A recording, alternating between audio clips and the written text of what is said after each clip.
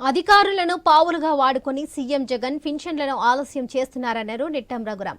బ్యాంకుల నుంచి నగదును సచివాలయాలకు ఇవ్వకుండా పేదలకు ప్రలోభ పెట్టడానికి జగన్ ప్రయత్నం చేస్తున్నారని ఆరోపించారు. సంక్షేమం పథకాలకు టీడీపీ ఏనాడు అడ్డు తగలలేదని తెలిపారు.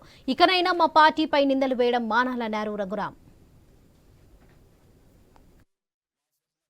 మోహన్ రెడ్డి తెలుగుదేశం పార్టీ ఏదో వాలంటీర్లకి వ్యతిరేకము అనేటటువంటి ప్రచారాన్ని చేస్తూ ఉన్నారు.